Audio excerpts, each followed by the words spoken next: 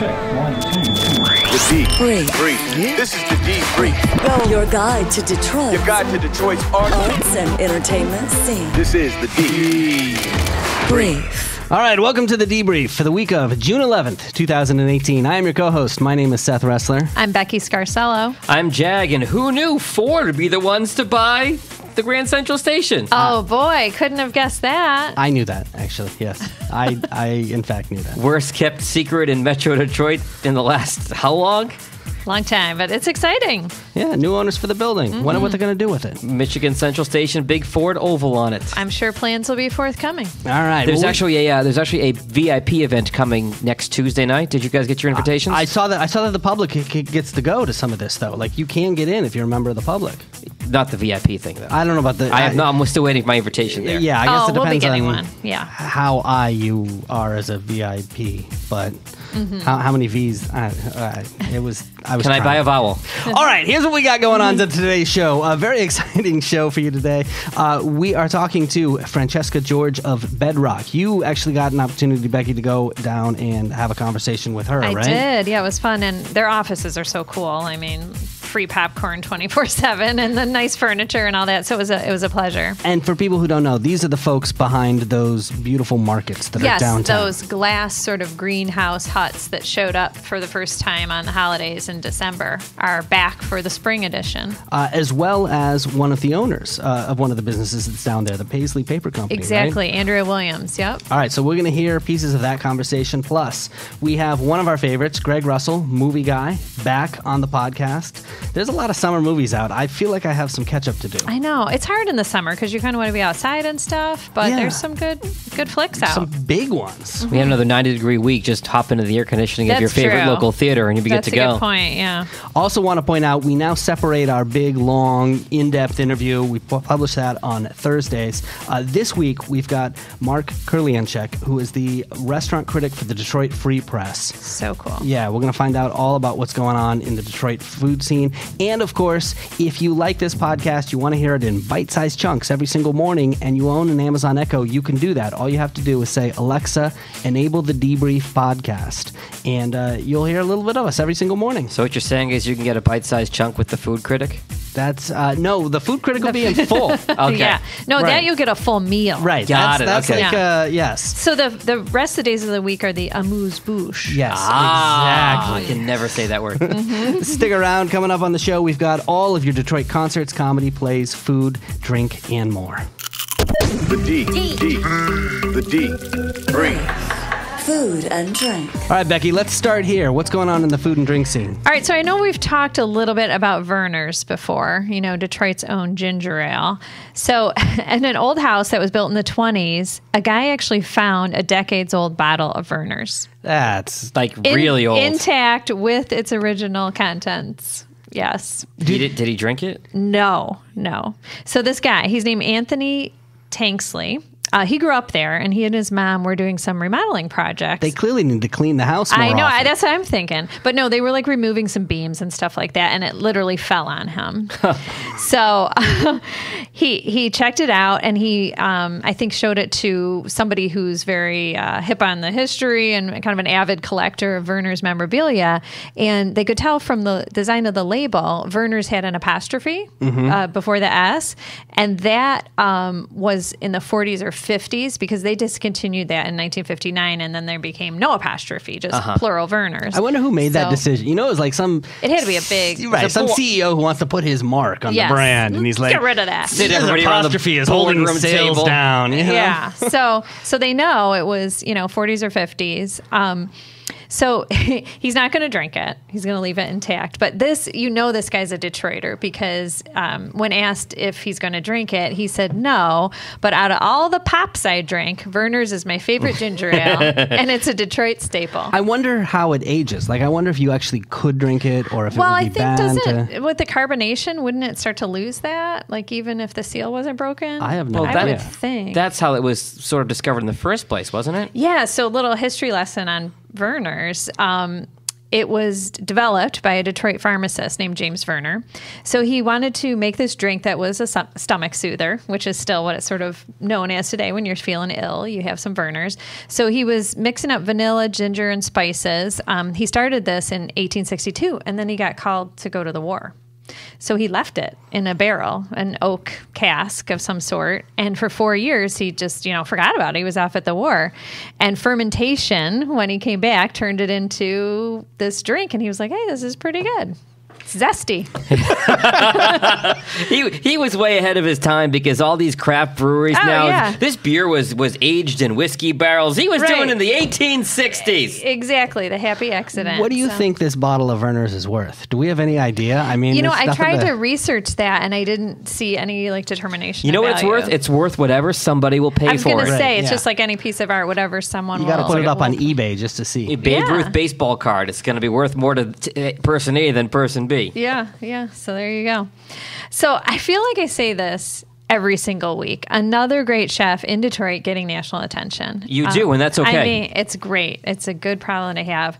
So Good Cakes and Bakes. That's a organic bakery over on Livernois in Detroit. And owner April Anderson, she's been chosen by the James Beard Foundation to join the Chef's Boot Camp for Policy and Change. So they only pick 15 people. They take them all around to farms, fisheries, slaughterhouses, to really talk about food justice and sustainability issues within the food and restaurant world. And then the people that have been in this boot camp go on to be leaders in their own communities about these issues. So it's pretty prestigious to be picked. You say James Beard, that's an exclusive club. And then you go on to say they only pick 15 in people. In the country. How cool for her. So I had an opportunity a few years back because I had this food and travel podcast. It was called Taste Trekkers. And I actually interviewed a woman from the James Beard Foundation. Oh, cool. And of course, we think James Beard, we think the awards because that's the big thing every year is the awards. But the foundation does a lot of work like this throughout the year. That's actually just really cool stuff. And the food movement. Yeah. I love it. So April opened Good Cakes and Bakes in 2013 with her wife, Michelle. And she's gotten national attention before this. She's even baked for Oprah Winfrey. You get a cake. You get a cake. Yeah. So kudos to her. I'm excited to what she brings coming out of it. Another weekly event, I love these. Fridays at the Fisher. So the Fisher Building. It started last Friday. It's going to be every Friday through September 28th. During the day, I think it's 11 to 2 or something like that. They'll be rotating food trucks. And then there's this place called Pot and Box. I don't know if you guys have ever seen their truck around town. I have. I've read about this place. It's like a moving florist. Right. Oh, that's cool. Yeah, they have fresh flowers and plants, and they set up a really beautiful display. So that'll be there every week. And then Eastern Market will have a farmer stand. So a little farmer's market. So check that out. Okay, so this is kind of a cursed place, Como's in Ferndale. How many times have they been shut down? Yeah, a couple times for more than a couple, isn't it? Health code violations. Stuff running around the back. Yeah. So this is the place where, right there at 9 Mile? 9 Mile and Woodward. Yeah. It's a focal point, and then they had it up for sale for millions of dollars. It's a big property that's prime location right there. I mean, that is center Ferndale. And a nice outdoor space and everything. So somebody bought it. The new ownership is Peas and Carrots Hospitality Group. So owned by a guy named Zach Sklar. They do Social Kitchen in Birmingham, Mex, and another restaurant called Bo's in Bloomfield Hills. I think they've got a dozen restaurants. I've been to Bo's. Bo's is a good little spot. I love Mex as well. There's a Mex right up the road here. Yeah. It's absolutely fantastic. So, but their whole thing is they're going to keep the name and the, hopefully the clean parts of Como's. So they put the C back in Como's for clean. Why would you do that? I mean, given the reputation I know. that it has. I thought the same, but as they kind of explained it, it made sense. So they love that Ferndale wants to keep their authenticity as Ferndale and not become something else. And one of the things Ferndale really values, the family-owned flavor of, joints, local joints. Sure. So they're going to be coming in and doing a new improved version, but still have the pizza, still have the name. So if you drive by there's a sign that we put on our Instagram that says, "Don't Royal Oak my Ferndale." Right. So I think that's kind of what they're getting at. I just think make it a different name with a new name that's still family owned and unique, and just because even if who's going to know it's new owners and they drive Culver's, that's the place with the bugs and the roaches or whatever. Right, they had. and I wonder if they're going to change the sign. So I don't know, it's kind of strange. So I just want everybody to know about that. Keep an eye on that. All right. Coming up in just a few minutes, we're going to talk about what's happening in the stand-up comedy scene here in the Detroit area. Action. This is the Deep Brief. On the screen. All right, Becky, Jag, it is time for us to check in with Greg Russell, friend of the pod, the movie guy. You can catch him on Fridays on Live in the D on Channel 4. And, of course, every month he's doing his Wine and Recline over at Imagine in Royal Oak.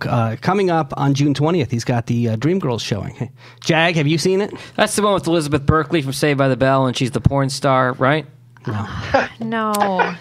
It's the Motown. That's Showgirls. That's wrong girl different movie. girls. Yeah, as you know, movies are not my strong suit. Yes. Well, that's why you're here, Greg. Greg, welcome back to the show. We need some help with this guy. He needs to be educated. So. Wow. How are you? Interesting one to show at Wine and Recline, that's for sure. Yeah, I mean, we're gonna make this your homework, Jag. You're gonna have to go every single time and just catch up. I went to the last one. I was at Back to the Future, and my girlfriend had never seen that before. So I'm not the only one that hasn't seen big movies all of a sudden. Well, see, Greg is changing the climate because the month before that, I went to Big Lebowski and I had never seen it. Right? So you're making a difference, Greg. One person at a time. Hey, I'm trying. I love having you guys there too. It's always fun. Well, let's talk about, first of all, before we get to the movies that are coming out, it's been a while since we've talked to you. Let's talk about some of the movies that have been out for a while, because I got some catch up to do. There's still some films. Me too. I mean, it's been nice, so it's you want to get outside, but some of the big summer popcorn flicks, especially coming out of Marvel, we have Avengers, Infinity War, and don't give anything away, because I still haven't seen it. Me neither. Right. Oh, okay. You're the one. You're the one guy. I'm the one. I was talking to a colleague of mine, and she said she finally went and saw it. She said the theaters are still packed for this movie. I'm not surprised. Yeah. I mean, I know a lot of people who have seen it 3, 4, 5 times. I mean, just like with Black Panther, they're just constantly going back. Is this movie that good? I mean, is it? Do you have to be an Avengers or a Marvel fan, or is it worth seeing even if you're kind of new to the universe? If you're me, who's never seen one of these movies. Yeah, I was going to say, even if, that is that one person out there, again, who's never seen a Marvel movie. Yes. Yeah, they can easily go in and, figure it out and not have to worry about, okay, what's this person's backstory or anything like that. Plus, again, like you said, not to give anything away at all, but you definitely know part 2 is coming. Right. I mean, it leaves nothing like, do you think they'll do a sequel? Well, duh. Yeah.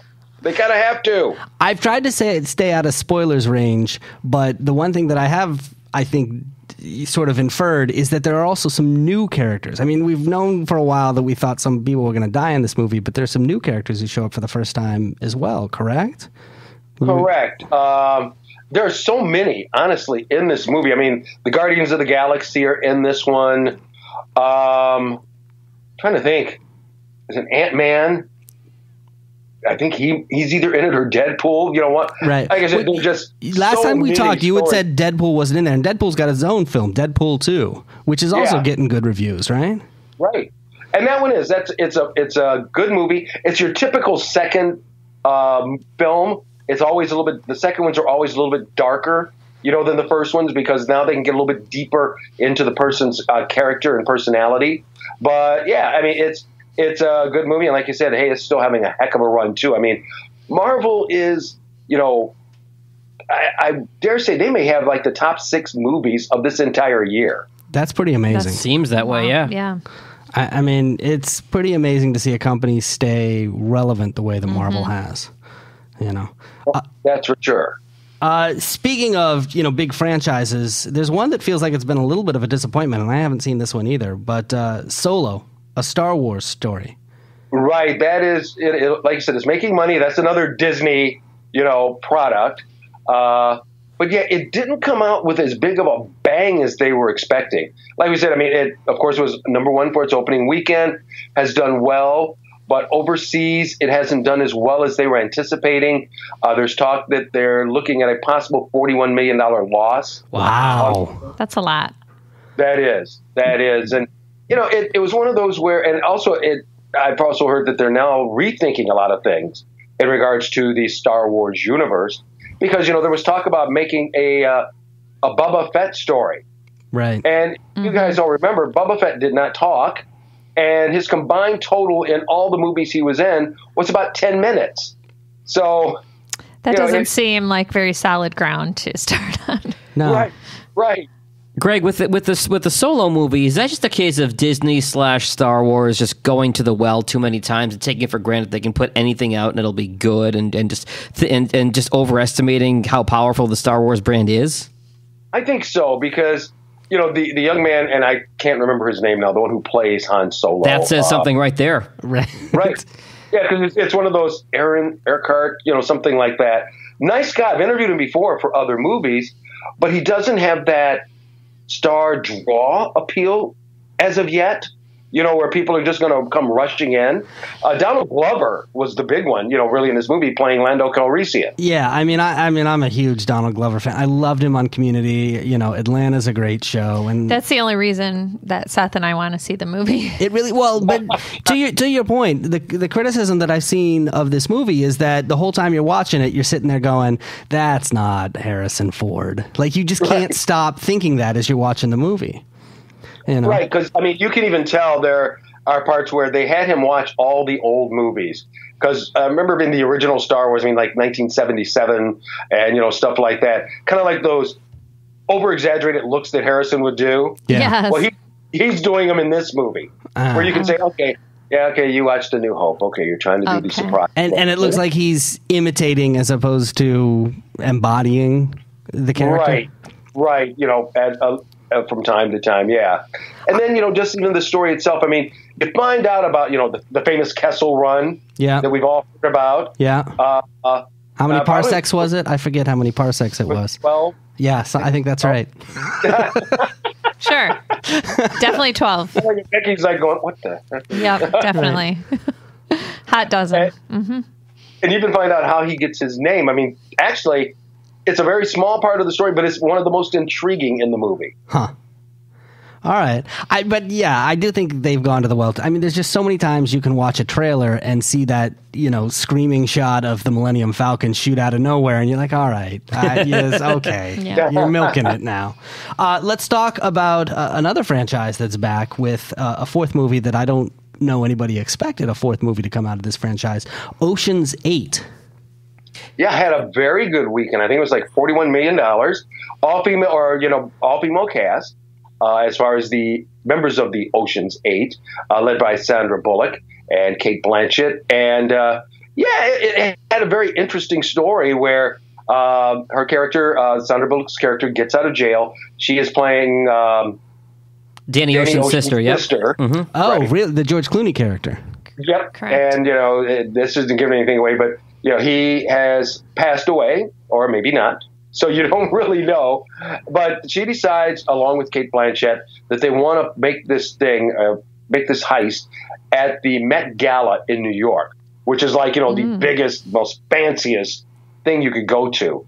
And there's this very special piece of jewelry, this necklace, that's worth about like $500 million.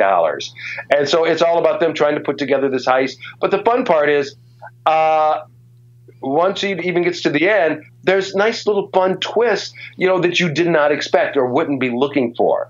And all the performances were good, but Anne Hathaway steals this movie as well. Like we talked about Donald Glover with the other one. Anne Hathaway steals this movie. She plays a movie star who's kind of, you know, really into herself and just the weird ones that you see sometimes like on TMZ, even though they're doing it in real life.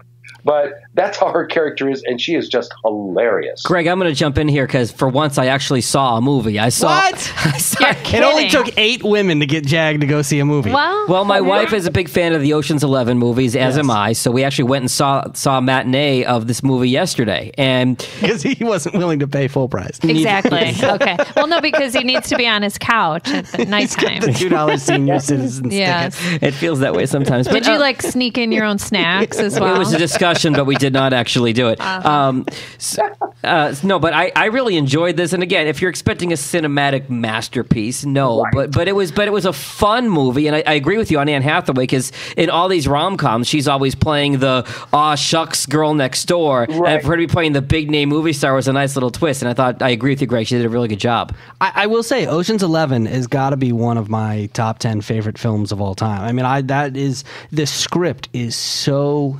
tightly written. And it's the same group that put this together, Soderbergh and those guys. Yeah, I didn't feel that way about Ocean's 12 and Ocean's 13. I didn't love those movies, but Ocean's 11 I will go back and watch over and over. Well, the original is always the best. Yeah. So I love the soundtrack too. Greg, I wanted to ask you about pop star Rihanna, since I'm an old Top 40 radio TJ. I know this isn't her first her first acting thing, but I feel like she may not be, and not to crap on somebody here, but I feel like, music is her strong suit, and I feel like it was probably well done that her character in the movie Nine Ball had very little dialogue. I feel like that might have been by design.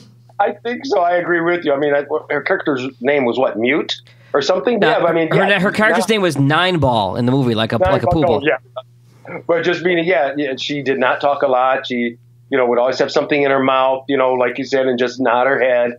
And probably so. It's like, we're not going to give her a whole lot of lines because we're going to be here until 2020. So just have her nod her head. And, all the time when they usually have the computer genius, it's either going to be a person who's going to run their mouth constantly or a person who's not going to say anything. So they went for that side. That seemed like a smart decision. Let's talk about another movie. This is Tag. Yep. Tell us about this movie. That one opens up this weekend. You've got John Hamm, Ed Helms, Jeremy Renner, Isla Fisher, a bunch of other, names. Despite the great cast in that movie, Greg, I feel like the tagline should be "Just wait for Redbox." It's one of those where it's from the same studio that did put out Game Night last year, which was a big surprise. I mean, a nice little hit for them. And so, was it? I didn't even realize Game Night was a hit. Well, it made money. That's gotcha. It was in the profitable. That's what you got to do. The special effects budget was lower than Solo. Oh my God! Yeah, sure. Opening titles for Solo. So, right. But yeah, this one it's kind of the same way. It's about a group of guys who've been playing tag since they were 10 years old, and now they're. It's kind of funny. They're trying to make it seem like they're all in their 30s, but it's kind of but no, everybody's really in their 40s. Right. Oh, boy. Yeah. Mm-hmm. Story of my life there. Right. Who are still out playing this game. Jeremy Renner's character has never been tagged. So he's never been it. So he's getting married to Leslie Bibb. And so the guy's thing is, the rest of the guys, that is we got to tag this guy. Because once he gets married, he says he's retiring from the game. And if he does, then that means he can go down as basically being undefeated. So, yeah, it's just this goofy movie about these guys trying to tag him. And I interviewed all the guys. And I didn't want to say this because you don't want to throw up some other actor. But he reminded me of Tom Cruise in the Mission Impossible movies. I mean, I think they did that by design. He's climbing up walls, by bouncing back and forth. He can take a tablecloth and all of a sudden becomes a weapon. I mean, it was just like, who are you? When did you become a super spy when you're supposedly just a postman? That's a hell of a game of tag. Yeah. I remember seeing the preview for the movie and the trailer, and is there a scene, if I remember this right, Greg, where one guy tags another guy while his wife is in childbirth? Oh, yeah. That's wrong. Yeah. I wouldn't care for that. Well, Junior, there's a great story about when you were born. You were about to come into this world, and your dad's dumb friend came in and slapped him. Let's talk about Hotel as well. I mean, they're all over the place. Greg, let's talk about Hotel Artemis. Yeah, that one just opened up last weekend. Jodie Foster, Sterling K. Brown. Now, did you guys see the John Wick movie? Yeah, either of the John Wick. I have not, No, but it's gotten good reviews, right? I mean, yeah. Well, both the of only them. reason why I bring that up is in the John Wick movies, there's this hotel for criminals. And let's say like the four of us, if in the real world we're all criminals and all four of us hate each other, well, we can do whatever we want to each other on the street. But in John Wick, once they checked into that hotel, we couldn't do anything. It was this code of honor. We don't care how bad you are. No, you're here, so no one messes with anyone. Well, that's the same thing with Hotel Artemis. It's actually a hospital where criminals go to get patched up after they've been shot up. So, but it's the same deal where once you get in, no matter if your mortal enemy is in the bed next to you, you cannot do anything to him or her, and vice versa. And Jodie Foster plays this, she's actually a nurse, but she's really the doctor who can heal all these people. She has David Bautista as her medical assistant, which is just hilarious because, I mean, Jodie's like 5'1", and he's, 9'12". He's Groot, right? Was that? Yeah. Oh, not Groot. The other one. Oh, yeah, right. The other Avenger, the other Guardian of the Galaxy. Guardian, yep. Yes. And so, it's up to them to patch people up. Sterling K. Brown plays a kind of like a mid-level criminal. I mean, and all of a sudden he and his brother and everybody, they kind of get shot up. Then they wind up getting into trouble because his brother really took something that he shouldn't have. And Jeff Goldblum plays the kingpin of crime in Los Angeles. But he is typical Jeff Goldblum. I mean, he's this guy talking about how many people he killed, but you just kind of want to laugh. I mean, right. I mean, is this a comedy or is this? No, just his part is. Yeah, it's somewhat. That's always kind of true when he's in. Relief. Right. Always funny. And yeah, so like we said, so they've got to figure out because other little surprises come up. But of course, with Jodie Foster in this film, I mean, it's good. And Sterling K. Brown, who is, everybody's loving this guy now. He's been getting a lot of great roles and a lot more coming up. And so looking forward to seeing more of him. But yeah, it's another one of those where you want to get out, you want to see some adventure and people aren't flying or riding around in spaceships. Yeah, that'd be a fun one to check out. And you actually got a chance to sit down and talk to Jodie, right? Oh, yeah. And, she's always nice, always professional. And, her thing was she said she read the script. It just sounded like something fun, something that was definitely different than what most people usually see her doing or, and she just wanted to, step out because her character is this woman who's definitely broken just because of some things that have happened in her past. And when we first saw her on screen, we were going, oh, my God, Jodie looks like, looks bad. Oh, she is not aged well at all. But the majority of that was makeup. Because I saw her again. I mean, she looked like, regular Jodie Foster, but, not as wrinkled or as shriveled up as she is in this movie. But like I said, her character has a lot of internal flaws because of a lot of problems, that had happened in her life. I hope when we get old, we're all to that point where we need makeup to look bad and don't do it naturally. I can only hope to have those problems. Right.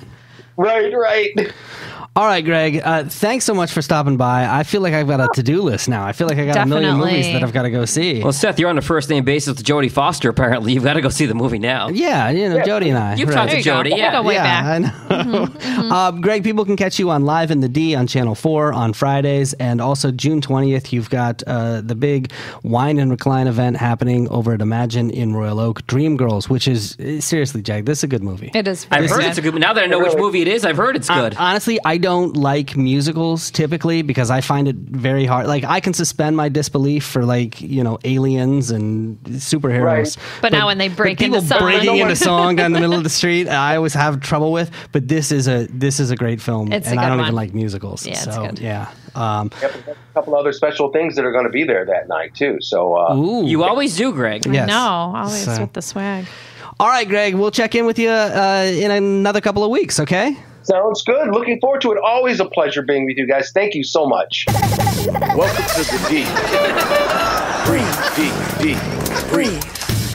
Funny stuff. Jag, let's talk about the comedy shows that are happening in the area. A couple big names coming to town this week. Whoopi Goldberg going to be at Soundboard inside Motor City on Friday nights. A woman who needs no introduction. It's nice to see these folks, these legends that still go out and hit the road and do stand-up comedy. I think that's awesome. I would think that'd be like a bucket list show to see. It would be Whoopi. Mm-hmm. Same night, actually, Neil Brennan. He's the co-creator of Chappelle's Show, one of the most successful shows of all time. I love that show. Here We Go. The Here We Go tour, rather, at the Majestic. He's going to be there on Friday night as well. And on Monday, for the younger crowd, YouTuber Jake Paul, who's had a little bit of controversy over the years, making some raunchy videos, and he had really young kids following him on YouTube, but he's still a big name. He's going to be at the Fox on Monday. All right, other comedy news this week. Jeff Akuri, he is a comedian from Detroit, groomed at Mark Ridley's Comedy Castle. He did Colbert's show last Monday. Yeah, we were actually recording last week as this happened. I found out about it after we stopped recording the podcast. But this is a guy, I don't know him personally, but he's from the area. He's not living in the area anymore. But he was, that's a big deal. And then I just saw my Facebook feed flooded with people who were like, oh my gosh, this guy. Yeah. And when it's somebody that you've actually gone to open mics with and you've seen come up, and who he started at the Mark Ridley's Comedy Castle doing that comedy class that you've spoken about so much, that I've done, and that Mike Jeter did, and that so many people have gotten their start doing. It's super satisfying to see him on there. I saw the clip. He's funny. Yeah. He's like a good type of humor that's sort of like universal and slice of life. Well, that's because it's for television. Well, for that, but but it was still funny. So I think that's quite a talent. He got to be clean like that and still funny. A little bit more than 5 minutes, and he packed a lot into that 5 minutes. He has some great lines and some great stories in there. So congrats to him. Motor City Comedy Festival have announced their Thursday headliner. That's September 20th. They've got a headliner for each night throughout the weekend. The Motown Laugh Kings, which are Jeff Horst, Ron Taylor, Josh Adams, and Darius Bennett. Seth, you know a couple of these guys, right? Yeah, a couple of these guys I know, I have seen. Very funny. I mean, glad to see the Motor City Comedy Festival coming back this year. This is the second year that they are doing it. Lauren Yahalik and a couple of other local comedians put this together. Friend of the pod. Yes. She's actually been on. We had her on as a Derby girl because she plays Derby as well. So we interviewed her for that. Jeff Horst, we've talked about. He was on the Kevin Hart show, Heart of the City. He was one of the four comics that was Jeter, on that, with Mike Jeter, and Josh Adams. I mean, oh my God, this guy is funny. I mean, this guy is like, why are you still in Michigan funny? Like, you know what I mean? Like, right. He is that level. And you see him, and I honestly cannot tell how much of the stuff is pre-prepared material and how much he's just making it up off the top of his head. He's just so natural. That dude is... It's a sign of a good performer right there. Mm-hmm. Yeah. Let's see. Also, Adult Swim has this show. I don't get it. Maybe I'm just not in the right demo. But this is on Comedy Central? Yeah. I know I'm old because... Cartoon Network. Adult Swim. Cartoon Network. Yeah, Cartoon Network. Don't really relate so much. I struggle with the Adult Swim shows. I have for years. Like... I think it means I'm getting old. Okay, so this guy, Joe Pera, and before you judge the show, I'll tell you what it's about. It's called Joe Pera Talks With You. And he plays just a real simple, slow-talking guy from the UP. That's just kind of his thing and how he does it. And I watched the clip, and I didn't find the humor. Is it the awkward kind of Office? I think so. Sort of humor. Oh, well. Which I was never a big fan of The Office. And I love The Office. Huge, really? Yeah. So maybe I'd like kind of awkward humor. I don't know. Oh yeah, it's it makes you cringe a little. Let me ask you a question though. As the guy, who's obviously not from the area. Yeah.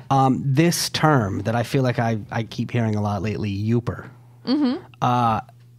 Talk to me a little bit about this. Like, is that an offensive word? Is that an okay word? Can I call people that? Yeah, I would say it's more of a descriptive word of just people from the UP. And that's where it comes from. It's just it's just Youper, UP, Youper. It's more related to geography than lifestyle, I'd say, right? Yeah. I mean, it certainly has connotations like, oh, you're a Youper, like you like your land and your nature and... your simple stuff. Right. But I don't think it's derogatory, do you? Is it derogatory in the way that, like downriver, I'll often hear people, and You're asking Becky, the downriver native? Yes, I know I know you hail from there. No, I would say it is not like that. It doesn't carry the same connotation. Okay. No, what do you think, I can use Youper. Yeah, I don't think Youper is as pejorative as downriver is. I will say this. So my very first program director in radio, first guy that ever gave me a full-time job, eventually got out of radio, became a minister. And apparently when you come up through the ministry, it's kind of like radio. You got to start in smaller cities and work your way up. So my friend Dave is now a minister in Ishpeming, Michigan, right outside Marquette in the UP. Wow. And he grew up just outside Minneapolis. And I said, Dave, you're going to move up to it's like the middle of nowhere. You good with that? And he said, oh, yeah. He goes, my son loves fishing. It's going to be great. And I look at his Facebook feed, and he's just talking about how beautiful it is, how peaceful and quiet it is up there, and how much he just loves living up there. there. So I do want to spend some more time up there because I have only been in Michigan a few years and haven't spent a lot of time up there. But there's definitely a lot to offer up there, especially in the summertime. To me, it's vacation. Like, I would not want to live there. Yeah, I would way get bored. too slow and not enough urban stuff and culture for me. Do they have Game of Thrones up there? You'd have to ask Dave. They do get cable television. They do get television. All right. So, I mean, for me, I don't think I could live north of I-69. I think that's kind of my dividing line. Yeah, same. Okay, so our friends over at Mark Ridley's Comedy Castle, they are hosting a taping of a pilot. It's called Metro Late Night. They're taping their pilot at Mark Ridley's on July 18th. It's hosted by Channel 4's Jason Carr, so that should be an interesting thing to check out. Yeah, I tried to get details on this, but Mark Ridley was pretty tight-lipped. I think this is sort of in a test stage, like a soft open. Well, I think it's a pilot. I think they're going to shoot it and see what it works. But I am hearing from the comedians that I know that an email's gone out and they've asked certain people to come out and perform. There is a Facebook event that's on there, so they are quietly promoting it. I don't know that they want to make a big deal out of it because I think my guess is it's just a test run for something that might go big. So is this a scoop? Is this something they don't want us talking about? Or is this? It's out there. I mean, I'm hearing about it, but no, I haven't seen it in any big publication yet. All right, let's get to some shows this weekend. Speaking of Mark Ridley's Comedy Castle, Ed Hill is there this weekend. Ann Arbor Comedy Showcase has Joe Bronzi. Punchline in Southfield has Pierre from How to Be a Player. Holly Hotel, big name, Sal D'Amelio. He's there with Kate Brindle this weekend. Yeah, Sal D'Amelio is another comedian who's from the area. We actually, Mike and I, Jeter and I, interviewed him for our Detroit versus Detroiters podcast that we did a while back. Funny dude. He's a name I've heard a lot of. So Kate Brindle, very funny as well. There'll be a good show at the Holly Hotel this weekend. Big Tommy's in Novi has J.J. Johnson, and Planet Ant has Too Much Light Makes the Baby Go Blind, 30 plays in 60 minutes. Becky has found a whole bunch of free concerts, and she's going to tell you about them next. Can't get enough. This is the D3. Subscribe on Apple Podcasts or wherever you find your favorite shows. All right, guys, we had a celebrity death of a guy who's actually not from the Detroit area, but I think is very beloved by a lot of people. Real friend of Detroit. Yeah, he was very fond of Detroit. We are talking, of course, about CNN's Anthony Bourdain. Yes. So rest in peace. And we thought we'd just chat a little bit about his connection to Detroit. And many people have seen, he did an episode of his show Parts Unknown. It was only in its second season, and it's now in its 12th season. Yeah, long running. But so this was in 2013. So if you can kind of picture too what Detroit was even 5 years ago is very different than what it was today, what it is today. But he went and he dined around. He went to a few places downtown, and then he really picked pretty unusual, like I would almost call them down home places. Kind of his MO though, isn't it? Yeah. So I liked the show. I thought it was really interesting. You know, he went to like a roadside barbecue stand where they just have the little chalkboard with here's the 6 things we're grilling up for you. And he went to a Salvadoran restaurant that was just in a house, very like under the radar. I thought it was, pretty well done, fairly respectful, but at the time it was shown it was very divisive here. Why? Well, because the bad part of the show was that it really highlighted the blight. Every place he went, there was like the camera angles of the unmowed grass and the abandoned houses. And of course, that's our reality, but it's not in every area. Well, especially in 2013, it was more of a reality than it is now, right? Yes. But so a lot of people took that like, hey, why didn't you include this, that, the other thing? So many other places that he could have covered. And it seemed to be very much about the quote unquote ruin porn neighborhood blight kind of thing. But he made the point that people need to know Detroit's story because it's really America's story. So he really understood our place in history. And so I thought he was fairly respectful. He did this amazing blog. Yeah, and I got a couple excerpts right here. Yeah, so this, we've talked about various celebrities having a love letter to Detroit. Now, I would say Anthony Bourdain's is... Michael Bolton. Yeah. Anthony Bourdain's is the real deal love letter. Like Michael Bolton didn't know who Call Me Kilpatrick was. Yeah, so that was his like crush. Like Michael Bolton's like the crush on Detroit. Anthony Bourdain, I feel like he got us. Like he got it and had a deep love. Anthony Bourdain is also a pretty hard scrabble dude. I mean, we were talking about this before we started recording tonight, that this is a guy who did not find fame until later in life. Right. That he made a lot of mistakes, a lot of trouble, struggled with addiction and a lot of other things early on in his life. And then based on, I think, a lot of those troubles, which clearly he faced up until the end. I know, right. He was able to use some of that wisdom and he shine light on the places. He probably saw himself in Detroit. I think he did, and that's evidenced by some of the stuff he said here. Just a couple quick lines from this blog. Detroit isn't just a national treasure, it is America. And wherever you may live, you wouldn't be there, and you wouldn't be who you are in the same way without Detroit. I love Detroit. I think it's beautiful. I think it's one of the most beautiful cities in America still. Unlike most other cities who ran into trouble when steel or textiles or industry left town, Detroit didn't or couldn't go on the usual idiot building spree, tearing down old buildings and paving over city center as pedestrian malls, ruining the city's character and stripping its center in favor of the shopping districts, convention centers in faux ye old town hubs. And finally he says, I love Detroit. I love Detroiters. You got to be tough and occasionally even devious. And Detroiters are funny, tough, and supreme improvisers. They are also among the best and most fun drinkers in the country. I think that's true. I don't know. Yeah, it's just he nailed it. Even then in 2013, he talked about, not paving over stuff. We've seen some stuff get renovated downtown, but I feel like it's not this cookie cutter, we're going to just build a pedestrian mall downtown and forget about what we were for the last 300 years. Yeah. I wrote a blog post about this for a blog that I contribute to sometimes today. So the reason Anthony Bourdain, and I was a little surprised. This is like one of those deaths like Prince that you take a little hard. I couldn't believe it, and it's just so sad. I was a little surprised by how much, how I took this one, because I took this one, pretty hard. And I think it's because in a lot of ways, he was a role model, not that I watched every episode of every show, but I really liked the way that he lived life. As a radio guy, what it's like to move from city to city to city.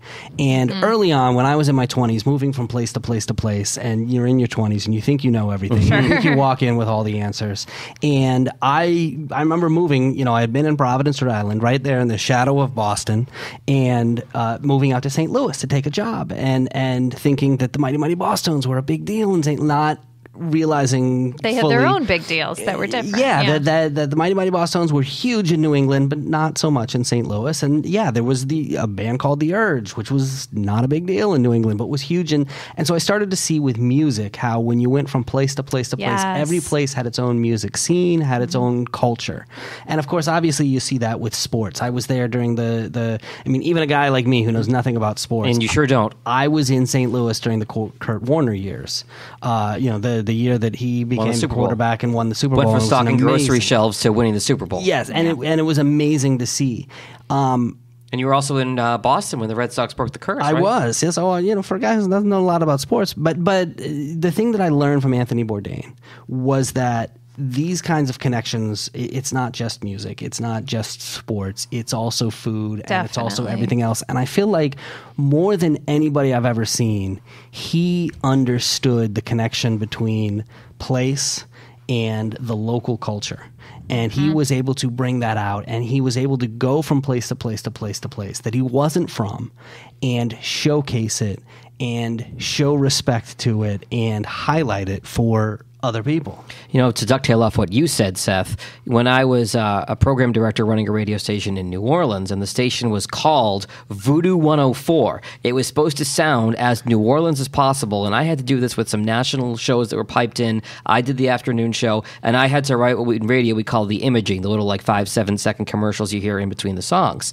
And I knew as a Boston kid with roots in Detroit that I didn't know what I was talking about. So I learned very quickly, and some hard lessons too. I had to rely on the people in my building that were born and raised in New Orleans. And before I put anything on the air, I would come to them and say, does this make sense? Is this how somebody from New Orleans would say this? Help me rewrite this. Would you be turned off as a native if you heard this on the air? Would you change the station? So it really comes down to moving to an area and learning the area from the people that have born there and lived it. And we've had this conversation about this podcast. Right? Right? there's a reason why we come out and I say I'm the guy who's not from here is so I have license to sound like a jackass because you don't need license. Yeah, right. You would just do that anyway. But you know what I mean? Because you don't want to be disrespectful. No, you don't want to act like you know what you're talking about when you're not sure you do. Yeah. I will say the reason it hit me so hard is because about 5 years ago, before I came to Detroit, I had gone through a number of very difficult things in my life, from breakups and a string of losing jobs and getting fired and an injury that was very serious. And I didn't really know what to do. And I started a podcast called Taste Trekkers. And it was about food and travel. So the whole concept was very much in the Anthony Bourdain vein. It was, hey, I've never been to Memphis. Tell me about the cuisine here. What do I need to know? This, that, the other thing. And it got so big that we actually launched a Kickstarter campaign. I raised about $13,000, and we hosted the nation's first food and travel conference. And it was, and honestly, the guy that I wanted to be like was like Anthony Bourdain. I was like, how cool would it be to just go travel and just go talk to people about food and to go have a great adventure every day. To see that Anthony Bourdain had that life, which you sit there and go, oh my God, how great would that life be? And yet felt very alone and felt very isolated and ultimately committed suicide is kind of frightening. Yeah. Well, yeah. And I think it's all in how we have to think about and frame it. You know, people say with Kate Spade as well, like she had it all. He had it all. Like how Robin Williams. But it's an illness. I mean, there is an illness somewhere going on in your head. Your brain is not thinking, oh my gosh, I have it all. What do I have to lose? I should just be grateful. I mean, because you're not thinking that way. It puts you in a very, very dark place where you truly, mental illness lies to you. You truly believe you'd be better off. I will say that suicide is something I've come around on. I think like anybody, I know people that have sadly taken their own lives, and I used to be of the mindset of suicide is a very selfish act because you don't know what you do to your friends and your family that you leave behind. And through a lot of education and learning about it through some celebrities and people I know that have battled anxiety and depression, I think that I've come around to realize that it's not that. Like you said, Becky, it's an illness. It might be something chemically that's off in somebody's brain, and it's really, finally becoming less of a stigma, and starting to through friends of mine that the new generation, the Generation Z, which I think is born 2000 or later. People from being on the radio and talking to a top 40 demographic, I can tell you that people in that generation seem to have less of a stigma about it, which is an encouraging sign.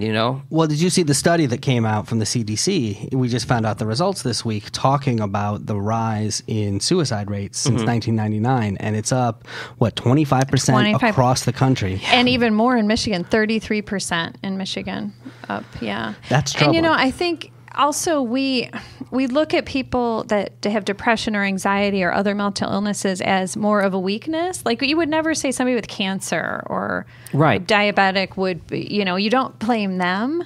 But I think with mental illness, it's not as clear, and a lot of people, it's like, just cheer up, or it's different. But if we treat it like a public health issue, and which it is, it clearly is, and look at the rates rising. Like we need to do something. I wonder if some of that number has, and I'm not meaning to dismiss that it is going up, because it certainly is. But I wonder if a small percentage of that is people actually saying, yes, this person took their own life, and being willing to talk about it as opposed to covering it up. It's a reporting issue as opposed to a... Definitely. I think that's a small part of it. Could be. Yeah, could be. But. Well, I mean, it's just amazing to look at a guy that you sit there and go, oh my God, his life is so great, and then to see this happen, and it's really sad. But he is a man who...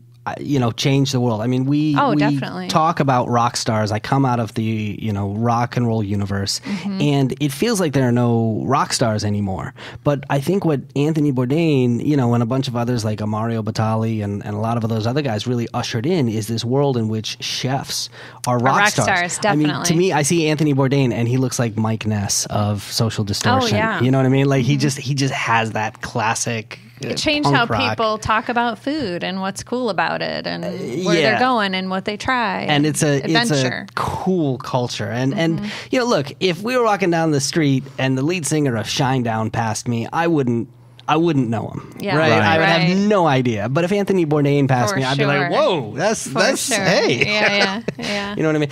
By the way, if you've never read Kitchen Confidential, have you guys read this? His book? I know of it. I've never read it. This is the book that really launched him as a public figure.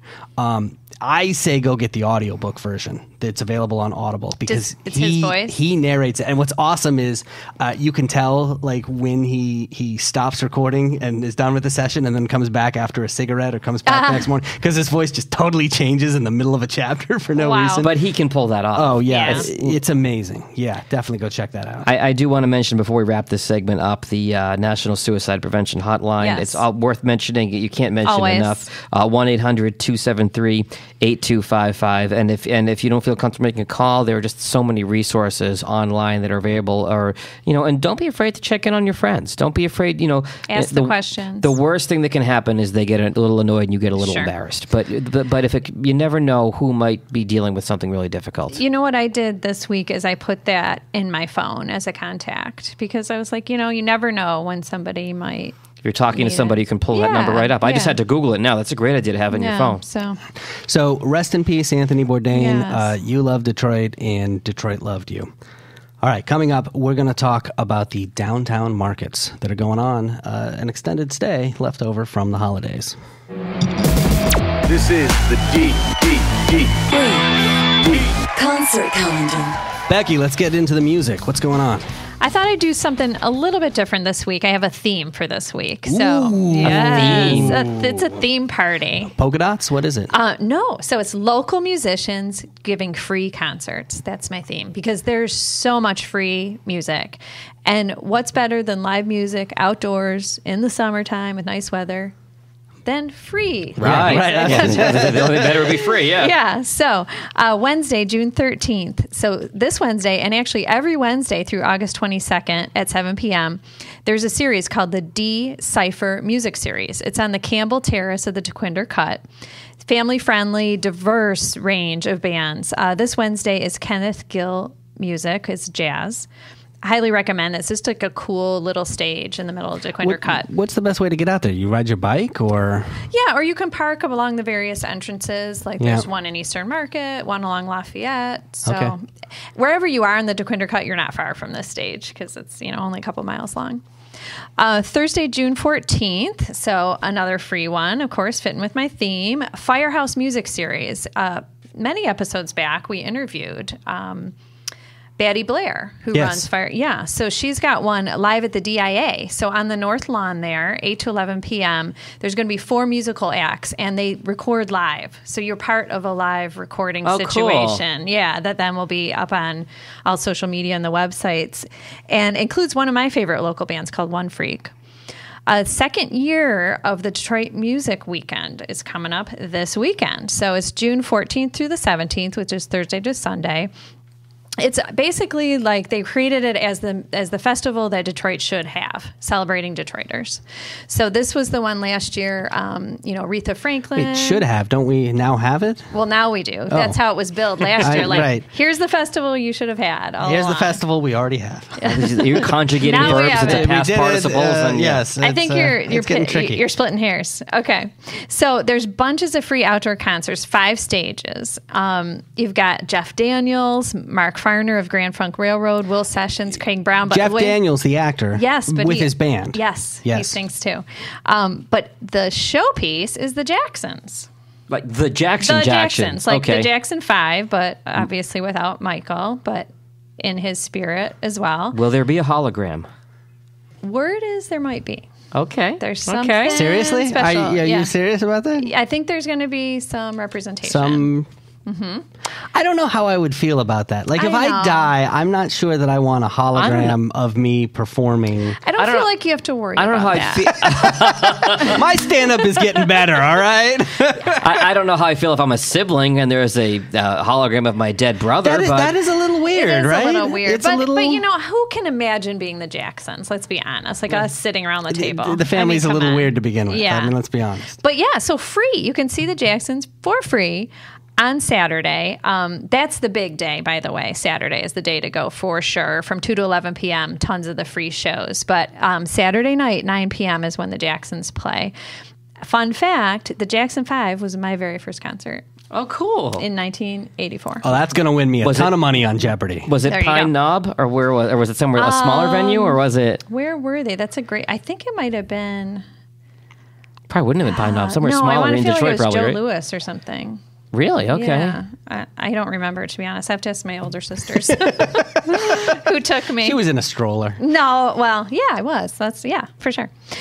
Saturday, June 16th, Junior. So this is the band that was originally Dale Earnhardt Jr. That band, he had a band? Different. No. Not the driver. Okay. Just a great indie rock band. Did they have to change their name? Was there? No, I think they chose to. Oh, they. Yeah. So now they're Junior. When the cease and desist showed up. It's like Michael Bolton in Office Space. Yes.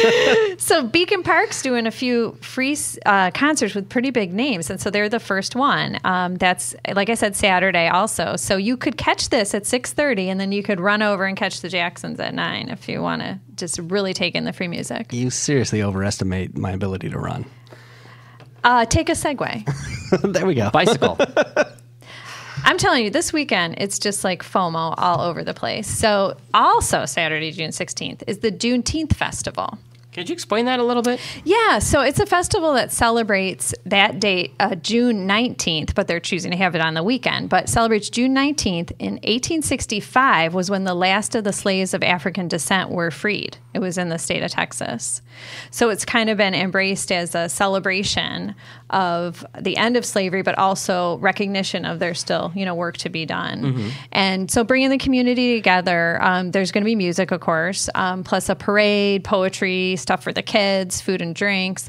And it's kind of cool how they're organizing the festival this year. It's 5 important black neighborhoods in the country. So Black Bottom, of course, from here in Detroit, Black Wall Street, Harlem, Idlewild, and Seneca Village. Now, Black Bottom is where 375 is now, right? Exactly. And then 375 is going away theoretically for Parkland. We don't know. Right, we don't know, but that was true in so much of the country where historically black neighborhoods were literally just torn apart, demolished by the highways coming in, because they were seen as less than. Like, oh, we're not going to mess with the primarily white neighborhoods, but they just rip up. Yeah, so. I didn't know what Black Bottom was until all the 50th anniversary of the rebellion in 68, 67 came out, and then they explained and kind of gave it as the backdrop to everything that happened. Right. Yeah, and Paradise Valley. I mean, it was the spot. That was all the best clubs, all the places you would go out at night, and it was just destroyed in the name of putting in a freeway. Yeah. So that's all my free stuff. You can't beat that. Also coming this week, but you have to pay. Jack Johnson, Shania Twain, Steve Miller Band, and Peter Frampton. We'll have all the links to those on our website. Man, not all in one show. Not all in one show. I was hoping to see Shania for free. That would be kind of interesting. On sale this Friday, June 15th, if you're a Drake and Migos fan. And apparently lots of people are, because they had to add a second show here in Detroit. So they had one on Tuesday, August 14th. They've added Wednesday, August 15th. Like I said, those go on sale Friday. Drake is one of the biggest names in all of music right now. Oh, absolutely. So, not surprising there. Yeah. Big Sean, he's announced a big party, block party, kind of a community outreach event that he's going to do all sorts of things around town. So what's the story here? He was supposed to go out on tour. He was. And then I think he's doing too many other things that he's interested in, like some, contract with Puma, doing some fashion stuff. It's the same reason we're not going out on tour. Well, everybody wants a piece of us, so, We're Renaissance men and women just like Big Sean is. Sure. So you got to pick and choose. But he's calling it Detroit's On Now weekend. That's going to be June 21st through the 25th. He's doing a really exclusive private fundraiser for the Motown Museum, and he's doing some kind of fashion mogul challenge that'll be at the Charles Wright Museum that people can apply for, and that's sponsored by Puma. And he's doing a big community block party on the Saturday, the 23rd. Food and outdoor movies, a 3-on-3 basketball tournament, and all-you-can-eat conies, which I think will be a big draw. How many conies can you eat in one sitting? Personally, 1 or 2 for me. Yeah, that'd be my max. Seth? I don't know. I haven't tried. We might have to do that. Might have to do it. That might have to be a special live. The debrief live from special Lafayette. edition of the debrief. Yeah. So anyway, it's pretty cool because he's also trying to highlight stuff in the community. He's going to do an event called Occupy the Corner, sponsored with the Councilwoman Mary Sheffield's voter registration, employment training, other assistance for folks in the community, and then a summer street festival that's going to highlight achievements of Detroit public school students. That's in conjunction with the fireworks on the 25th. So I love the get out the vote thing in the voter registration because I think in the city, not a lot of people came out to vote in 2016. I know. It's really low turnout. So getting them out for 2018 would certainly be big, especially with the governor race coming up and obviously Congress and all that. So, yeah. All right. The Pistons have a new coach. We'll get into it in a little bit. This is the D Brief. All right, Becky, let's talk a little bit about these downtown markets. Sure. So if you went downtown during the holiday season, you would have noticed a lot more things to do outside, including different art installations and lights and things. But one of the key parts of that was a sort of a ski lodge feeling restaurant type concept. I was at one of these Cadillac when they had Lodge. the big, what do they call the Meridian Winter Blast. Winter Blast. Oh, yes. That's what it was. Yeah. It was exactly like a ski lodge, but they were like pop-up ski lodges. Right. It was weird. Right. So, and then along with that, there was this whole like shopping area with little glass huts that kind of look like mini greenhouses that you could step into, and just really Detroit products, like cool stuff, a lot of handmade stuff, a lot of locally produced stuff, ranging from, clothing to food and everything in between. So if you saw those and experienced those, you might have heard that they are back. So now they're back in town for spring summer season. On Friday morning, on your recommendation, Becky, I went to the dime store for brunch with a couple of friends who were visiting. Delicious. Outstanding. And then on the way back, we walked through and saw these little glass shops of all local Detroit stuff. And I'm like, I wish I wasn't in such a hurry. I'd spend more time here looking around. Yeah. Well, they'll be up. They're every day now. So it was so successful in the holiday season that vendors wanted to come back. They wanted to get. So it's organized by Bedrock. So I had a chance to sit down with Francesca George. She's the director of Tenant Relations and Experience at Bedrock and was kind of in charge of this. And then also spoke with one of the vendors, Andrea Williams, the owner of Paisley Paper Company. So the markets are in Cadillac Square, Capitol Park, and then there's actually a brick and mortar place now too, 1441 Woodward. It's a collective of various vendors that wanted to have more of a permanent space. So I asked Francesca, how this all came to be in holiday season. So the markets came to be last year. We were working on our holiday initiatives, and we wanted people to feel comfortable being outside during the holiday season. How can we get people outside? How can we continue to drive traffic to retail locations? And it was twofold. First of all, we wanted to provide the people that are living and working in the downtown area with a handful of options for holiday shopping, but we also wanted to give small businesses and entrepreneurs a platform to be able to sell their goods. And so Bedrock partnered with the Quicken Loans Community Investment Fund and worked on a whole holiday campaign to really make Detroit a destination for the holiday season. And the holiday season was such a success that we wanted to keep the momentum going.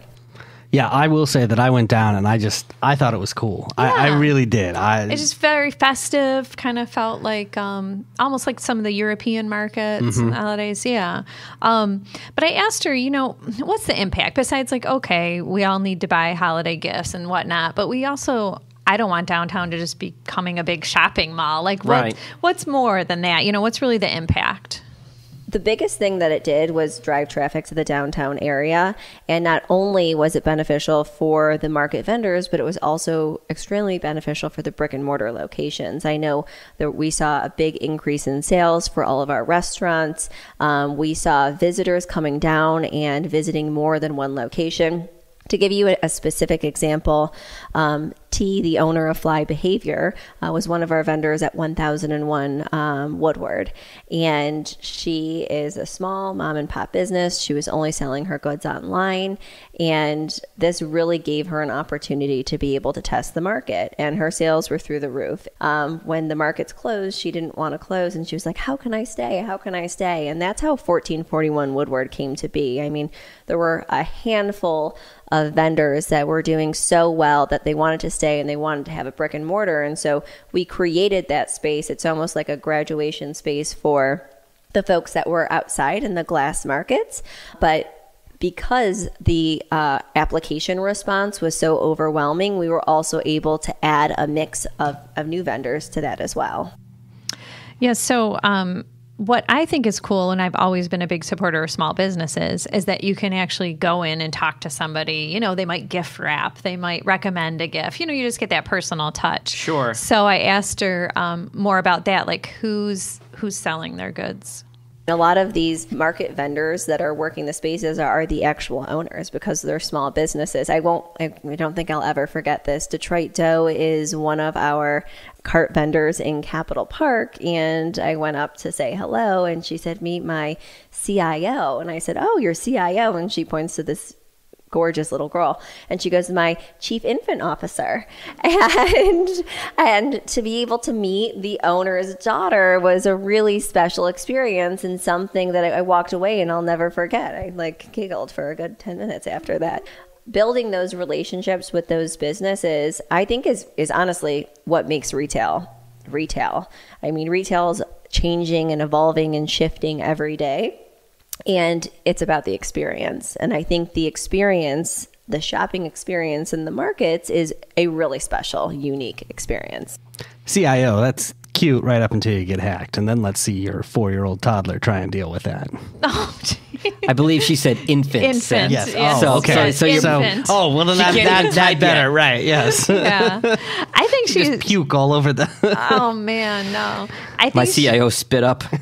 Right. Well, hopefully that didn't happen. But I think she's dead on with the experience. It's like, you know, you can always buy stuff online or go to the mall or whatever, but actually meeting someone where, you know, stuff that you buy is helping them, you know, raise their kids and you know, you feel just that connection. So just doing that and meeting them instead of going on Amazon. I want it 2 days. I want free shipping. I'm just going to click on Amazon. But having it and being in touch with the community, there's really something special about that. Yeah, more meaningful. And plus you're outside in the city and it's just a cool environment. So at the same time I got to talk to Francesca, we also met with Andrea Williams. So she's one of the vendors and is a big proponent. She's just so happy with the experience. She owns Paisley Paper Company. So I asked Andrea, what's the best part of, you know, being in this situation of the markets? The draw for me is that once you step into that hut, you're mine. Like, I get to tell you my story. I get to tell you the reason why I made a card that says you're my favorite. So I get to tell you why, and I get to tell you, like, there's a specific person that I made that for, and it turned out to be my bestseller. Apparently a lot of people have favorite souls. So what I like about the markets is that I get to tell my story. I get to sell me, and I think that that's what's most important about these markets is that when you go in, you do meet the owner, and you do meet the people that are intrinsically involved in the business, and you get to see them and you get to talk to them and learn their why. And I think that that's the most important thing. We've gone from infants to bleep holes. I love it. I know, right? I want to know the story. What's her favorite? We got to go down and ask her now? Yes, so you have to go. That's the personal experience. That's a tease. Well, and an effective one at that. She's a smart businesswoman because now you want to go. I will say that, I mean, you mentioned Amazon and going on and get the 2-day shipping. Like, this feels like a different type of purchase. This feels like we all need stroll along. Like, when I go to Amazon, it's because I need the little, it's because I'm out of Pete's specific. Coffee. Right, and I know exactly what I'm going to get, and I want it here tomorrow, and I need AA batteries. This is I want to stroll around, and maybe I'll discover something, and I'm browsing. But, don't order your girlfriend or your wife something on Amazon. Go to the vendors, and then you can give it to her and tell her the story. Especially don't get them that card. Right, yes. Don't get them that card, unless you have, like, a thing. You heard it here. If that's your thing. Becky says, go get your girlfriend my favorite bleep hole. I did not say that. You're putting words in my mouth. Well, I mean, there's another connotation there, but I won't go there. That's true. So I talked to Andrea also just at large, the artist scene and vibe in the city. I asked her about that. On top of the food and beverage, on top of retail, on top of office space, on top of all of the great things that are happening here, the arts community has never left. And it's always been here, and it's growing by the day. You know, you have people from Wayne State, you have people from CCS, you have people from U of M that are coming home and back to work in advertising agencies, to be muralists, to be painters, to be people that make ceramics, whatever. People are coming back, and the art scene is definitely booming. Yeah, and I asked her, what makes it, why do you want to settle here and stay here versus other cities? And I've talked to other artists about this, especially like the muralist painters, and you'll listen to Andrea's answer. It's the same across the board of every artist I've talked to. It's a great place for a small business because I can actually live and work. Like, I don't have to sacrifice my craft because I have to work 80 hours to pay $3,000 for a 425 square feet apartment. Like, I can live comfortably and work on my craft and sustain myself. I believe that. I mean, the last two cities that I lived in were the Bay Area and Boston. And then I came here, and I was like, oh, my God, I can afford stuff all of a sudden. And you did. You went out and you bought all kinds of stuff for your house. I bought a house. Yeah. You know, I could never do that. I mean, my sister and her husband are teachers, and they live in San Jose and in the Bay Area. And it is just so... hamster wheel. Right. One of my best friends from college went to San Francisco, told me what his mortgage was, and it blew my mind. Right. But on the other side of it, a friend of mine from New England moved here and ended up finding an apartment in Birmingham. And it's like, oh, that's a pretty reasonable price. And then she moved in, and all her friends were like, oh, look at you, a big spender living in Birmingham. Look at you. And then it was like, oh, you mean like housing's actually cheaper than that? Oh, I had no idea. Yeah, I had a funny story with one of the muralists I met in Eastern Market when I was doing tours there, and he said, it's astounding to me, and he had lived in San Francisco, but he's Brazilian, and he said, it's astounding to me that I can take a day off. He's like, the other day, and he has this great accent, he's like, the other day, I sat on my couch, and I watched Netflix all day, and he was just so like, this is what artists do, like, for inspiration. But he was beaming, because he's like, everywhere else I've lived, I've had to hustle all the time. Like, unless I'm sleeping, I had to hustle to pay for what I want to do. You know, it's true. You think about that in terms of, you know, service workers or the people like my sister who are, you know, the firefighters, the police, the people who support the city. But you don't think about it a lot in terms of the artists. And, you know, yes, you can go out into the middle of nowhere, Idaho, and afford a mansion, but you're not going to have a lot of art surrounding you, at least here in Detroit. Worlds. Yes, absolutely. And no matter what you do, no matter how much you love what you do and what you have a passion for, you need a day off. You do. Everyone you lose your mind otherwise. Yes, absolutely. Talking about mental health, that's a huge thing. You need to have balance in your life. So, the downtown markets include over 30 local vendors, and they're in Cadillac Square, Capitol Park, and 1441 on Woodward, which is the brick and mortar collective. All right, speaking of artists, we've got a big one. Shepard Fairey is going to be in town. We'll give you all the details in just a few. The D3. Sports Report. All right, Jag, let's get into the sports, starting with this brand new Pistons coach. Yeah, as of today, the Pistons have made it official. They hired Dwayne Casey, who coached the Toronto Raptors last year. He won Coach of the Year, as voted on by his peers. First place in the Eastern Conference. Record was 59-23, but he got canned because for the second straight year, he got swept by the Cleveland LeBrons. So explain to me how this works. I get that I don't know nothing about nothing, but... everything that I've heard about this guy all day long is that this guy never should have gotten fired, that he was fantastic, that this is the perfect choice. Agreed on all counts. A great quote from Casey Hollins from Channel 7 on Twitter today. Best coach available and a good guy. He never should have been fired. He had a great season, but nobody could stop LeBron in the playoffs until the very end this year. But they got to the playoffs. Right. And they had the best record in the Eastern Conference. Yeah, so what other job do you like literally excel and get all these these awards. Well, that's happened to me several times. And then you still get fired. Yeah. Right. Yeah, well, we've seen the gold records on your wall, Seth. Yeah. That's true. Yeah. Okay. It happens. but that's the thing is, they couldn't get over this hump of beating LeBron James. They played him in the playoffs last year and this year, didn't win a game either year in either series. And they said, well, we got to try something different. So it worked out for the Pistons because there weren't a lot of, quote, sexy choices, but he was the best, most solid, quality coach available. Yeah, it seems like our win for sure. Toronto's loss is our win. I'm not sure what the exchange rate is on that, but... Yeah. Here's my other question. They've hired a coach, but they don't have a general manager in place yet. Which is typical Pistons like that's messing backwards, it up. Right? Yeah. Yeah, it's like, okay, let me put it in radio terms for you. Yes. Hire the DJ before you hire the program director. Right. If I were the incoming program director and my DJs had just been hired right before I started my job and I didn't get to select them, I would be ticked off. Exactly, and it's kind of the same idea. Although, to be fair, Dwayne Casey, the new coach, has, before this became public and everybody kind of knew it was going to happen, he was making the rounds on ESPN talking about how Blake Griffin is a star in the league, Pistons player, and talking about what a great team they have in Detroit. He was at least saying all the right things publicly before they were announcing him as the job. So do we have any idea what's going to happen with the GM position at this point? Not at this time, no. All right. So you leave it to the Pistons to make a good hire, but still not quite get it right. Yeah. Here's some Detroit basketball news that will hopefully be a good thing for the city, more economic impact.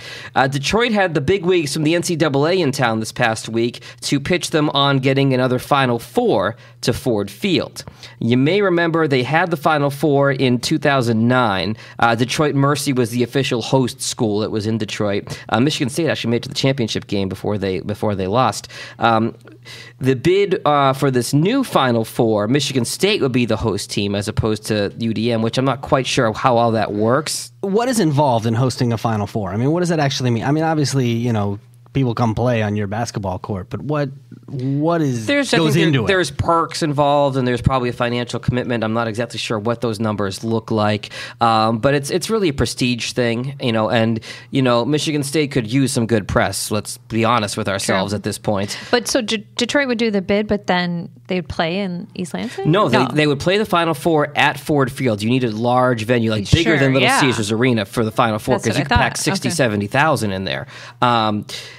I'm not sure why it's Michigan State as opposed to UDM. UDM Mercy was the host for the Final Four last time, and they were the host for the first two rounds of the tournament when they were played at Little Caesars a few months ago. So I'm not exactly sure why it's state and how that works out, if it's just more of a political thing, but with the NCAA, everything's political and crooked anyway. Well, speaking of that, I mean, you mentioned Michigan State and the problems that they've had. You're obviously talking about the Larry Nassar thing. Mm-hmm. Do you think that's going to impact this, whether they actually get the Final Four there, or do you think it's... If they were bidding on one single Final Four, I would say yes. And you can bid on a single year for the Final Four, but you can also bid on multiple years. So Detroit has bid on the Final Fours from the years 2023 through 2026. So they put their names in the hat, so to speak, for 5 different years. Mm-hmm. So we have different options, and theoretically any issues at Michigan State would be cleaned up by then. So I don't think that will prevent them or be the deciding factor. One thing that could help them is they showed off the $100 million in renovations to Ford Field to these NCAA bigwigs when they were in town. The building's even nicer than it was in 2009, the last time they hosted the Final Four. It had to be impressive. Yeah. Let's see. What else we got? So, Hamtramck Stadium, you may have heard over the weekend, it was the annual Negro Leagues tribute in Major League Baseball. The Tigers had a tribute to the Detroit Stars of the Negro League, gave out hats to the fans on Saturday.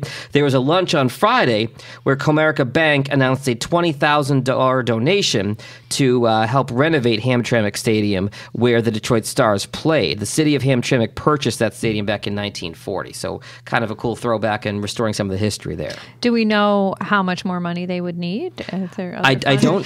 Becky's like, I'll just pull out my checkbook. Let me write. What else? My Let me top them off. pretty high. But honestly, to renovate, that doesn't seem like enough. So I wonder. No, I think it's going to be a good start, you know, and I'm sure you and I both being married to financial people, we would want to know the actual numbers. Yeah. I'd like to see the balance sheet? The balance sheet on this one and what the financing schedule is. Yeah. Well, either way, $20,000 is a nice PR move from Comerica Park. Right, That's a nice way to look at it. Local favorite Jamel Hill from ESPN. She gave the commencement speech at her alma mater, Mumford High School in Detroit today, Monday, and they named an auditorium after her. So she's certainly a big deal at ESPN. She's been in the news for a lot of reasons lately. Yeah, there's some controversy. I mean, she's a brave woman. You know, I mean, speaks her mind, frankly, in a time when a lot of news anchors are not. Or do not, yes. And she stood by her words. Yeah, I don't know. Did she pay a price for it? I mean... You could say she did. So she's obviously a higher profile personality at ESPN. What you're referring to of her speaking her mind is in a tweet, she called Donald Trump a white supremacist. And then, of course, Sarah Huckabee Sanders said she should be fired. Donald Trump demanded an apology. She at no point apologized. She stood by what she said. She did apologize for using ESPN's platform to say something controversial. So it was kind of like sorry, not sorry kind of thing. Right. At one point, she was anchoring the 6 p.m. Sports Center, which is obviously kind of a primo gig at ESPN. She has now moved over to ESPN's new website called The Undefeated, which is a website that sort of comes to the intersection of sports and race. So it's really in her wheelhouse, but you could argue that she's been a little bit demoted. I'm not sure if demoted is the right word. She's not as high profile in this position as she was in her previous position. You're anchoring Sports Center. People are tuning in to watch the highlights and the analysis every night. This but is more it might of a be niche a little thing. Closer to her passions. Yeah, and the things that she believes in and cares about. And she could have more of an impact. Jamel Hill, if you're listening, or if you're listening and you are friends with Jamel Hill, we would love to have you as a guest on the Debrief. Open invitation, anytime. Absolutely. A couple other quick sports notes here. Seth, I know you're not a sports guy. Does the name Roger Clemens mean anything to you? Yes, I have heard that name. He was a bowler, right? Becky, do you know Roger Clemens? Golfer. Our intern Sometimes Spencer is like crying in a corner screwing right with now. you. You know that, right? Yeah. Sometimes I can't tell. Sometimes Frisbee. I can't. Right, yes. Frisbee. Ultimate Frisbee. Ultimate That's what he was. Frisbee. Right, that's what it yes. was. He threw the ball wicked hard. He, Roger Clemens, of course, legendary pitcher. His son, Cody Clemens, is a draft pick of the Tigers, and he has been just cranking home runs in the college baseball playoffs. So he is a bright prospect coming up for the Tigers. Cody Clemens, that's Roger's son. And finally, Clint Boyer won the NASCAR race at Michigan over the weekend. Apparently, he did a better job turning left than anyone else. This is the Debrief. Want more? Your guide to Detroit's arts and entertainment scene. Go to the debriefdetroit.com. All right, Becky, I know we've got some action going on stages and some other stuff going on around town. What you got for me? Sure. So a few things going on. Detroit Repertory Theater, Ghost Gardens, is going through July 1st. Matrix Theater Company has Church and State. Meadowbrook Theater in Rochester has Bert and Me. And at Michigan Opera, there's a special one-night show, Frank, the Man, the Music. It's about Frank Sinatra, starring Bob Anderson. I hate to say that you had to explain that because I was like, "Who's Frank?" Yeah. I thought you were laughing at Bob Anderson. The Frank. There's only one Frank. Although that raises another question: who's Bob Anderson? Apparently, a guy who does a really good show about Frank Sinatra. Oh, all right, good to know. That's a heck of a Sinatra. Slipstream Theater Initiative, St. Sebastian, opens June 15th. So the Cranbrook Art Museum has a really cool exhibit coming up. I'm excited about this one. It's called Punk Graphics, Too Fast to Live, Too Young to Die, 1976 to 1986. And coupled with a companion exhibit, Shepard Fairey, Salad Days, 1989 to 1999. So Shepard Fairey, for people who may don't not know. Yeah, so he started the Obey brand, the skate brand. I've always wondered what that was when I saw people. I've seen Triumph the Insult Comic Dog make fun of people wearing Obey shirts and have some great lines. But it's a big it's a big brand. deal, And that's the Andre the Giant image that you can actually see. You can one see of in those... Detroit on the water tower. Yeah. And he did that huge mural that you can see really well if you're on Library Street behind the old Hudson site. And he actually got in trouble trouble for some street art he did when he was here in Detroit. Got fined and that's punk rock. Yeah, right there. It's very punk. Screw the man. But he's done all kinds of graphic design and all mediums and art, and he's also the guy behind the Hope, the Obama poster. Oh, exactly. The red and blue when he was running in 2008. Yeah, okay, right. So he's done lots of creative things, and he credits a lot of his inspiration to punk and the whole punk movement and just that kind of embodiment of counterculture and living on the edge kind of thing. And so pairing it with these punk graphics, which is exploring punk and post-punk culture through the printed materials of the day. So posters, flyers, packaging, those zines. So the preview party is this Friday, June 15th, and Shepard Fairey is actually going to be DJing the party. Yeah, he'll be there and spinning the tunes. So. I feel like you could have been a punk rock chick back in the day, Becky. Mm-hmm. I would agree with that. And my older son definitely has that sensibility. So, yeah. Got some movie news for you guys. Alamo Drafthouse Cinema. I've never been to one. Yes, I have. These things the are out-of-towners awesome. Excited. Okay. Oh my gosh. Yes. So you can tell us more about it. So they have these down in Texas, right? These hence the Alamo. Yeah, these movie houses where you go in and there's basically like a big. It's kind of like a bar that sits in front of you, and you can order beer and you can order food while you drink, and it's just fantastic. When I was in Austin a couple of years ago, I made a point of going to these, and they're all over Austin. Okay. And it's just a fantastic movie experience. Way to go see it. How do you get the food and bank? Oh, there's waitresses that come across and slip a paper and you write. Yeah. Okay, so it's not like you have to worry about drunks yelling during the movie. Maybe you do. But that's the fun of it. But anyway, one's coming to Midtown. I'll be there. You got to wait till 2020, though. But they're also known not only for their craft beer and food, but they screen art house films alongside blockbusters, and they do these like crazy film marathons. It's a cool movie experience. Even somebody like you who's never actually been inside a movie theater, except for the matinee with the few. Yeah, what'd you watch? Cocoon. One question about the Alamo Drafthouse. Yes. If you go in the basement, will you find Pee Wee Herman's bike? We'll have to wait and find out. I don't know, but that's a mystery to be solved. I hope you got that reference otherwise. Yeah, that's good. He's referencing the one movie he knows. I know. It's very good. He knows that movie inside. Did you actually watch that movie, or did you just read the cliff notes? No, he said it was part of his childhood. Part of my childhood. I know that movie cold, when he gets his bike stolen and when Marge, the whole thing. Snakes. Oh, the snakes. Oh, God. Is that movie the reason you've never seen another movie since? He's scared. I plead the fifth on that one. Oh my gosh. All right, this is, well, I don't know. Do you like kids' movies? I don't have any kids that I know of. Well, no, for yourself. Depends on the movie. The Smurfs, the Lego movie. I haven't seen them. The Smurfs, I loved the Smurfs as a kid, but that looked terrible when they made it into a... I may have had a crush on Smurfette as a kid. She was hot. I'm sorry. I was always been a sucker for blondes, and she was with blue skin. Right. Can I tell you, this is a tangent, but I'm going to tell you something. So we just bought the house, and my girlfriend was at Lowe's, and she found these garden gnomes. Well, the mushrooms. Oh, that there's a solar panel and it lights up, and it's all these funky colors, and I call it the Smurf disco that lights up in front of our house every night.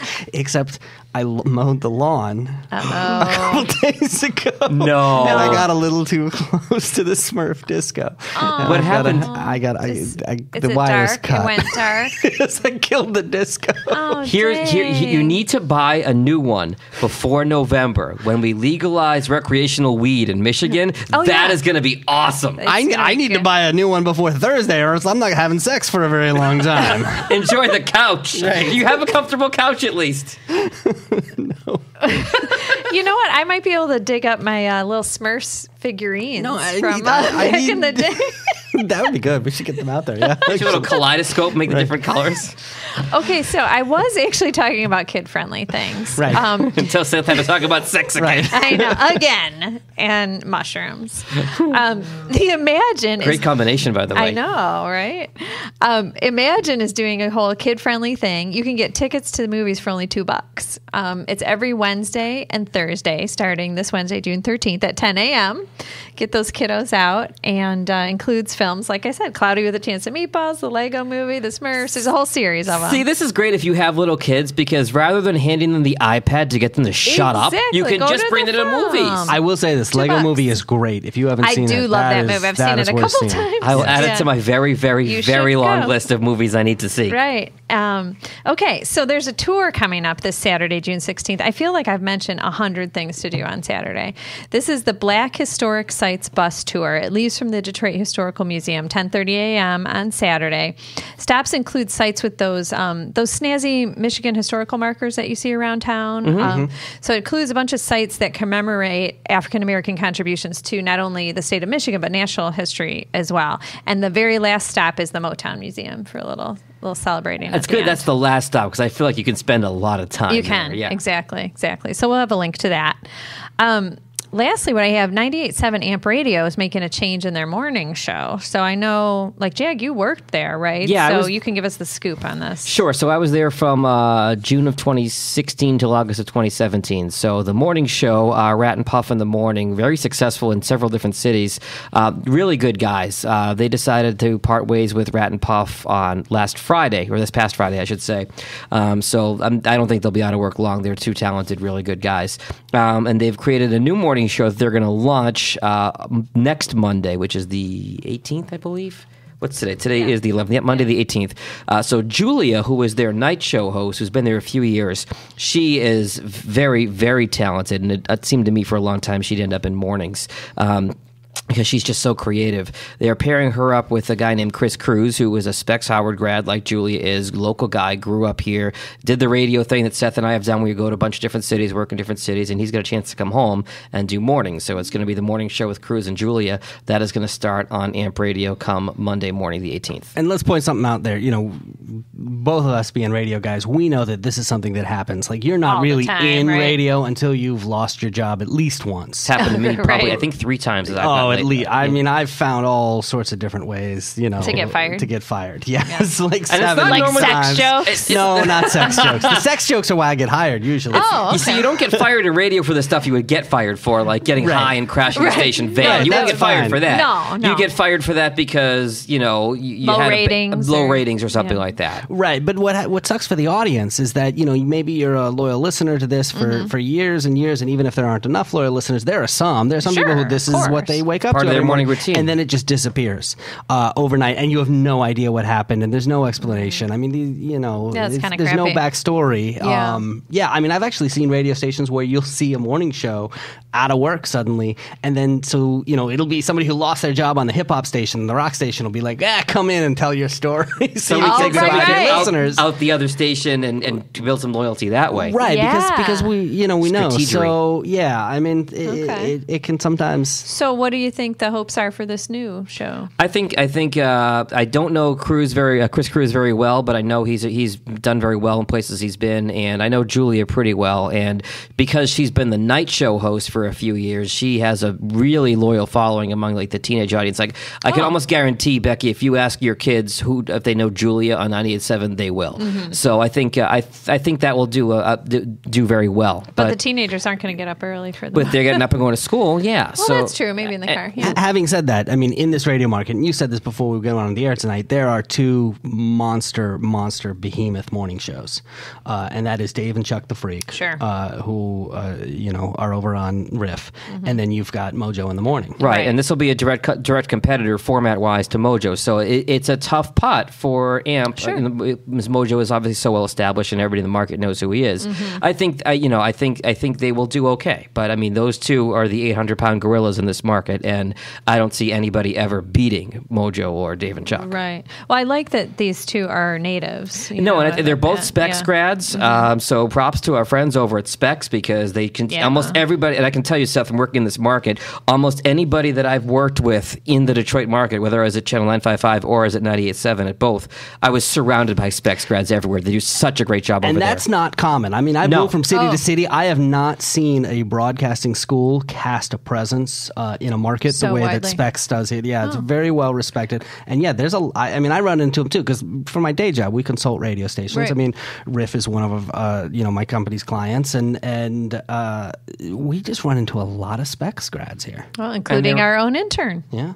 Spencer's over there. You can wave. There he is. He's waving. They're the farm team for this podcast. They really are. So that's their big claim to fame. Yeah. Well, that's the pinnacle. Forget morning show hosts on AMP Radio. They've got the intern on the debrief. Oh, yeah. This is the Detroit. This is the debrief. All right, guys, there it is. Another one in the bag. It's over. In the can, on the interwebs, on your Apple Podcast app. We did it. Stitcher. I want to say thank you to all of our guests. We had, of course, Francesca George of Bedrock. Go down and check out the downtown markets. While you're there, go find the Paisley Paper Company and Andrea Williams. Find out about her bleep hole story. Yes, my favorite bleep hole. We want to know. We're going to have to do a follow-up interview, like an expose. I think she'll be happy to tell you if you meet her. Also, thanks to Greg Russell, who goes out and watches movies so that Jag doesn't have to. Right. He's really good at that. Better him than me. I feel like I could get that job. I'm just going to be your... why don't I do that? You've got food tasters. I'll just be your movie watcher. Yeah. So... also, big reminder that this Thursday we've got Mark Kurlianchik. He is the restaurant critic over at the Detroit Free Press. Speaking of food tasters. Yes. Yeah, I was like, how do I get your job? Listen to that podcast before you go grocery shopping, before you go out to eat, because whatever Mark talks about, I guarantee you will be starving by the time we're done. And of course, we want to remind you that if you like this podcast, you can find it wherever you find your favorite podcasts, including Apple Podcasts. You've got Spotify, you've got Google Play Music. Subscribe and leave a review. That helps other people find the show. We have a mobile app. Go download it. It is far and away the easiest way to listen to this podcast. Easy If you can't do podcasts, you're not sure how to download them, just get our app. It's free. I will say there is one other easy way, which is that you can get us as a bite-sized chunk every single morning if you have an Amazon Echo. All you have to do is say, Alexa, enable the Debrief podcast. Say it once. Boom. You've got us on your smart speaker there. And then you just talk to your Echo every morning and go, hey, Alexa. It's like if you don't want the whole big candy bar, you just want the chocolate chips every day. We're like a Hershey bar. What do you call the little squares? The little pick things? There's a name for them. I can't think of what it is. Yeah, I don't know. Twix. Okay, what are you plugging here today, Jack? If you need help with a podcast, if you want to start a podcast, you've heard of podcasts, you want to do a podcast, I will help you launch, consult, produce, do everything for you that all you have to do is talk. Find me online, jagindetroit.com. And Becky, what do you got going on? Tours. It is the hot season for tours. So go to www.enjoythed.com. I did your company's tour on Saturday, and it was awesome, by the way. Highly recommend ringing it. Endorsement from Jack. All right, guys. We'll talk to you later. The Debrief. Your guide to Detroit's arts and entertainment scene.